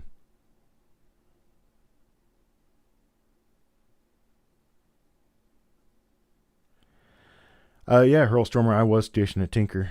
Stationed there for 6 years. I ended up spending all of about 2 years of it there. The rest of it was all overseas.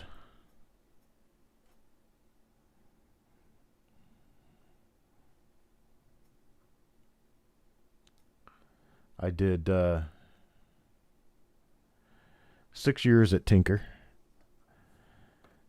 but I spent 5 tours in the desert in Saudi Arabia. I spent another 3 tours in the desert and mountains of Turkey. Spent the first 4 years of my enlistment in Germany. I have a new voicemail. What do you know? Somebody's calling me. Hawkeye. Let's see.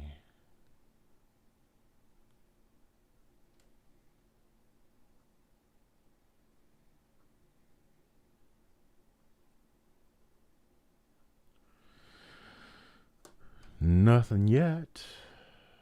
And nothing on this side. These coins don't look good until you look at them. Just pick it up and look at it.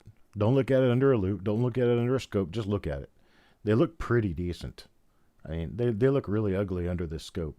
But that's because we're blowing these things up so much. So here's almost a 4 full step coin. But again, we got a cut running right through the steps. So that's Hawkeye.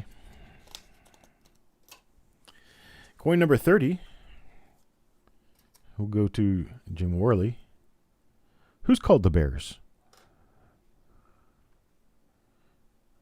The Bears?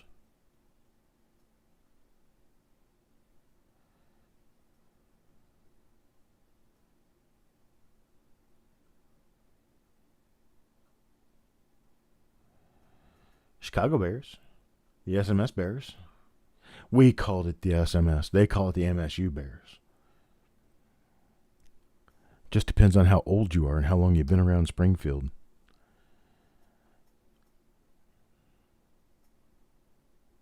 Missouri State, that's correct. Missouri State Bears. And the maroon and white, that's my alma mater. But I'm still a huge fan of the Pittsburgh Steelers. My Iron Curtain boys. I just wish they could find a quarterback. If they don't find a quarterback, we're in trouble. Coin number 31, Ray Longi.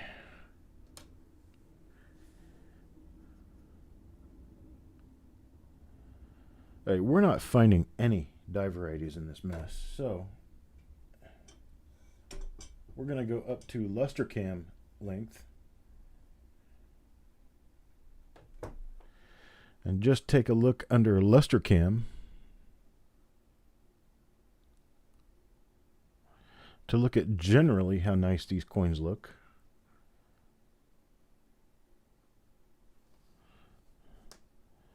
No point continuing to look for die varieties in a roll that doesn't have any. Got some pretty good shiny going on there, though.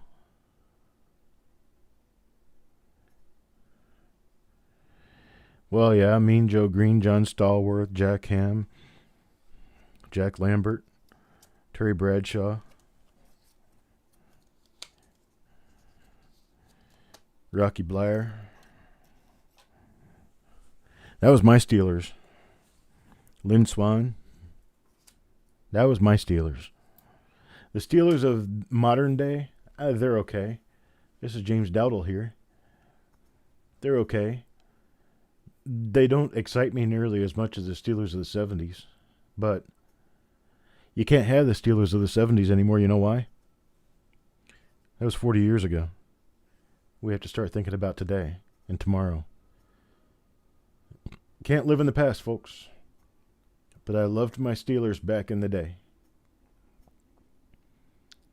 Steelers are a different animal now than they were back then. I like them. I think I like the name and I like the uniform and I like the legacy more than I like the current team. But there are some decent players on the current team. Smith-Schuster is good. Connor is good. Well, you want to talk about when football was real football. Real football, they wore leather helmets without face masks. That was real football. Real football, you get your head bashed in, break your finger, and you'd be in the next game.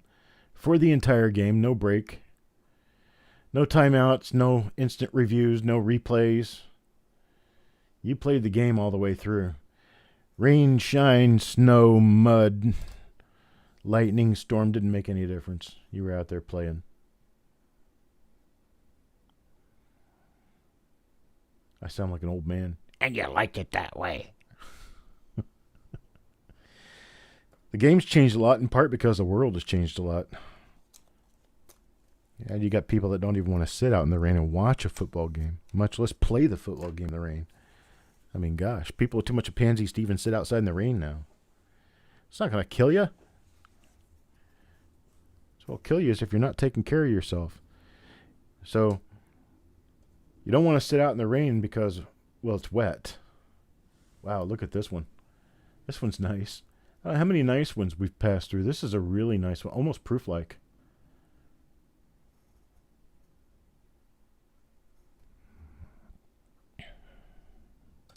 Yeah, they'd sit on the sideline instead of breathing through an oxygen machine. They would be smoking a cigarette. Man, I got to get back out there. And then the really funny thing to the whole thing, though, is that the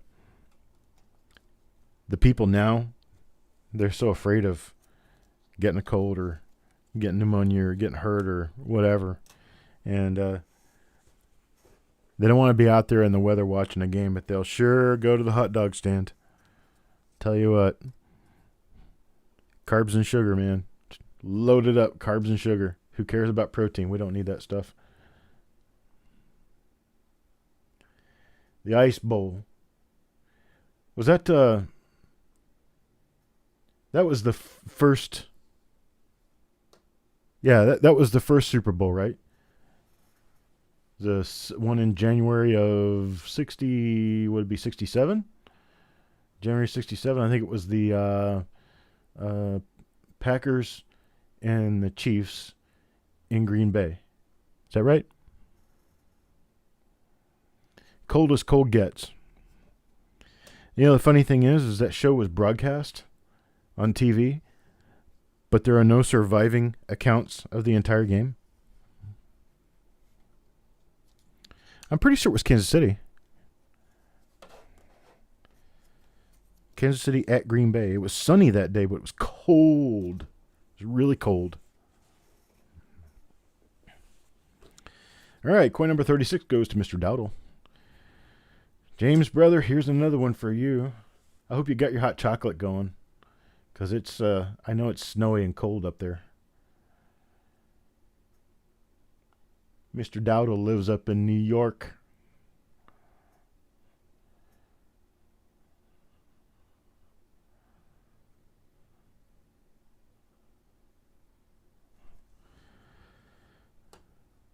I don't know where everybody here lives, but I've got a pretty decent idea of a lot of them.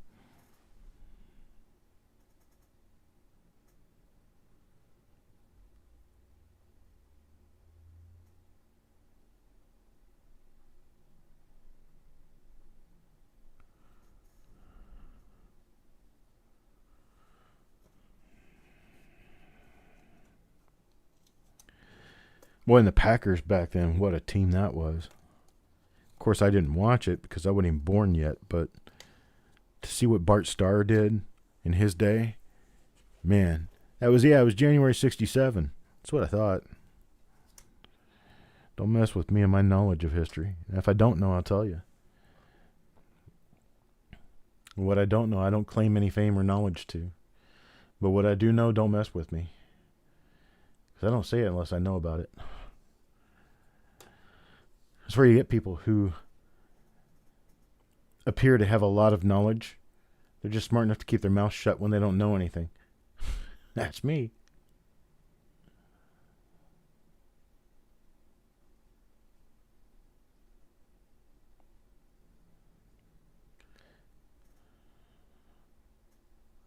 You got that one little hit on the bottom step.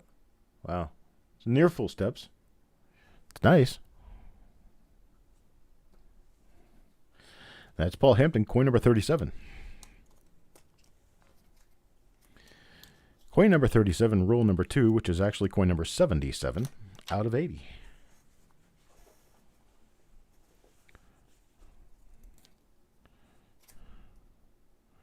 We got a few people from New York. Got a few of them, actually. I know Coin Dragon's from the state of New York, as is Joe McBride, Empire State. Robert Wilkerson in Florida. What part of Florida, brother? Seamus, Omaha. Let's see. Right now you live in Windfall because you found 3 beautiful double dies. But I have an idea you live somewhere near Iowa. I don't know why. You know, I see a river downhill into a river valley and casinos across the river. That's what I see. I'm not sure where you live, though.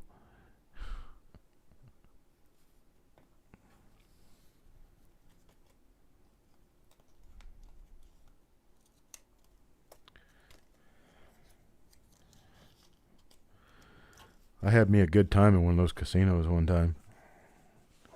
Coin number 39. We'll go to Marshall. Yeah, I don't remember. Something happened at that casino, and I did a pretty good windfall. I think I was doing craps. And I think I turned up like a $300 or $400 profit. Then I went to the coin show over in Omaha and spent my time with the coin show over in Omaha.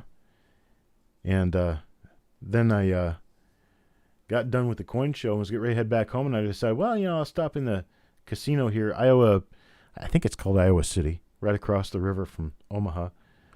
Stopped in the casino again. Lost it all. They do that stuff to you. They drag you in. They give you a whole bunch of food and a whole bunch of money, and they make you think you're really special, and then you walk out with nothing. Council Bluffs, that's it. Yeah, right across the river. Oh, I'm going to give the roll wrappers away. Of course.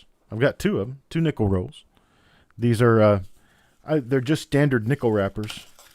They don't have any bank names on them or anything. But I can definitely give them away. What I'll do is I'll look away and I'll pull 2 coins out. And because we've already got all the names in there. Actually what I think I'll do is I'll just put them all inside the bag. What did I do here? Where did I mess up? Okay, this was Marshall's coin right here. And the very last coin in this roll and the last coin of this reveal goes to Sing J. Sing J's probably been very quietly sitting, wondering, ooh, look at the toning. This one came from the end of the roll. So this one's got toning on it. It's pretty. That's nice. Sing J, I think you got a winner in this one. Got some pretty color on that. Let's take a look at the other side, even though, yeah. See that? Look at all that color on that. This is the side that was facing out.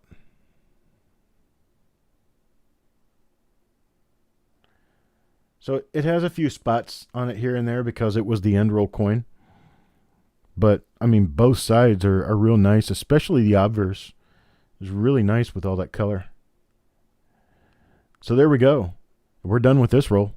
Done with this pair of rolls.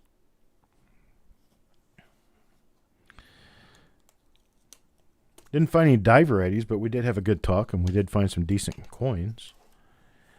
All right, so let me do this. I will stick all of the coins in the bag. And I will go in and draw 2 coins out of the bag. And to whomever those coins belong are the people I will give the wrappers to. So let's see, here's my first one. I'm touching it.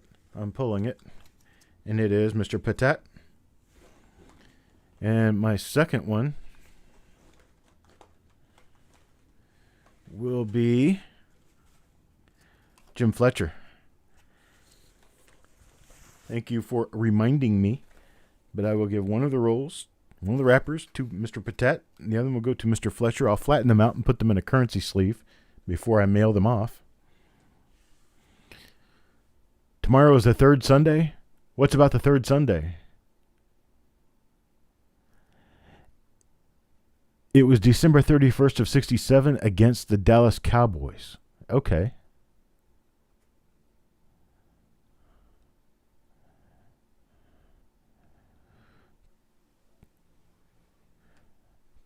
Coppercoins beer and pizza. Okay. The local show in Council Bluffs. Oh, I tell you what. If you happen to know Mitch Ernst, say hi to him for me. Mitch is one of my buddies. Like him and his whole family, including his son Sam. Whoa, what a bright guy.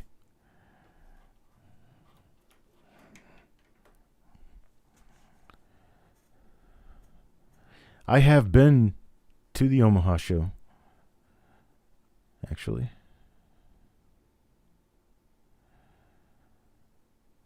Right on Lake Erie, 60 miles southwest of Buffalo.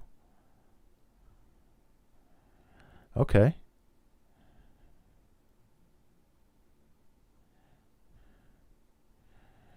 You're not too far from Coin Dragon. He's somewhere north of Buffalo. You spent your coin allowance on the coin roll auction? Yeah, but look what you got back for it. Holy moly. That one roll. If those coins are in nice condition, I'm not really sure because you didn't say what condition they were in, but if they're in really nice condition, you're probably looking at $50, $60 a coin. That would be sweet nice. Well, folks, it's already 3 o'clock. I think I have a reveal coming up in 1 hour. I'm going to have to shut down. It's either in 1 hour or 2 hours. I can't really remember right now. Somebody will have to help me with that. Figure out when my next stream is. Let's see here. Let me get into my YouTube studio. Come on. Things are working a little slowly. YouTube studio. YouTube videos. Live videos. And the next reveal is going to be 1983. And this is the way I cannot figure out what time it is. Yep. This is the way I can't figure out. Well, I wish they'd clean their website up. I tell you what, folks. You go into the new YouTube studio, you can't see what time your video is going to be.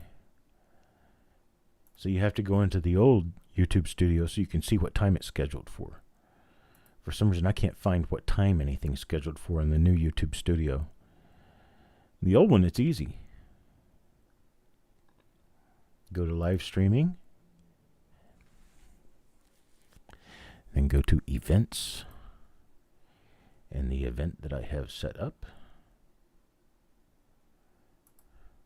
in the upcoming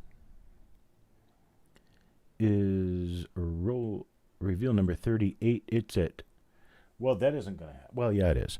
It's 3:05 in the afternoon. It comes up at 4 o'clock. 4 o'clock on this channel, and then at 7 o'clock on this channel, we'll be doing 2 rolls of 1959D. I have all these rolls sitting out in front of me right now, but I do have to create the names for them, so I have to go so that I will have time to create the names for them and get us back into a good schedule. You think you found a 70S double die? Seriously? I want to see.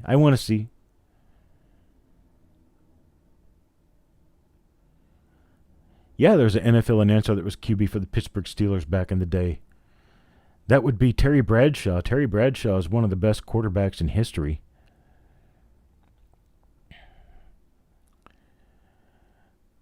Yeah, absolutely. No kneeling at that game. All right, folks, I'll see you guys in an hour. I will be here in 1 hour. I'll talk to you later.